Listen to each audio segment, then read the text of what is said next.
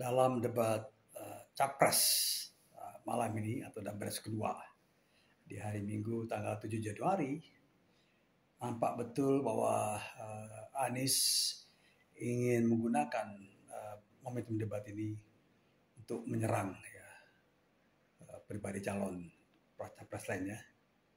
Terus sama sekali Pak Prabowo. Saya kira ini satu teknik debat yang tidak terbagus ya. Apalagi Anies tidak menguasai data dan itu ditunjukkan. Dan dia koreksi sendiri datanya. Jadi saya kira dalam debat ini Pak Prabowo memperlihatkan kematangan, kemampuan menjawab masalah dan menyajikan data serta argumentasi yang dibangun secara baik. Dan artinya Anies menyerang, Pak Prabowo kokoh. Ya, Pak Prabowo justru memperlihatkan kualitasnya. Ya, memang ada masalah-masalah, tapi persoalan yang diungkapkan oleh Anies Baswedan itu masih belum final. Ya, misalnya Prapot Estate masih harus diteliti kembali kalau perlu diperiksa oleh Badan Pemeriksa Keuangan. Ya. Dan kemudian menurut saya pemilihan alutsista bekas juga, karena kondisi negara memang begini. Kita butuh pertahanan kuat di tengah kondisi keuangan yang masih belum pulih, masih belum baik. Saya kira itu sebuah wisdom, sebuah kebijakan yang disampaikan oleh Pak Prabowo. Kebijakan yang sesuai dengan situasi yang diambil oleh Menteri Pertahanan. Kita harus apresiasi. Dan teknik debat, teknik menyerang dalam debat ini saya kira harus ditinggalkan. Harus mengungkapkan keunggulan, bukan mau mempertontonkan kelemahan orang. Saya kira itu keliru ya, dan keliru sekali. Dimulai dari Bapak berbicara. Jadi keadaan Laut Cina Selatan menggarisbawahi bahwa kita perlu kekuatan pertahanan yang kuat. Kita perlu platform untuk patroli, kita perlu satelit, kita perlu banyak sekali. Dan untuk itu pertahanan harus kita bangun.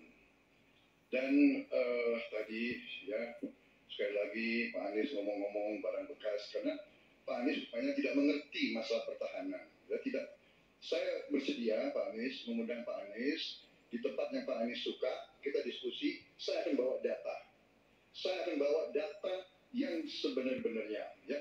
Jadi barang-barang bekas itu menurut saya menyesatkan rakyat. Itu Pak tidak pantas seorang profesor ngomong begitu. Ya. Karena dalam pertahanan hampir 50% alat-alat dimanapun adalah bekas, tapi usianya masih muda. Jadi dan keputusannya tidak bulat. Sehingga kalau kita berbicara Laut Cina Selatan kemudian menggerakkan aset, oke, itu betul. Tapi terbayangkan DOC-COC yang sudah lamanya minta ampun 20 tahun lebih tidak pernah selesai.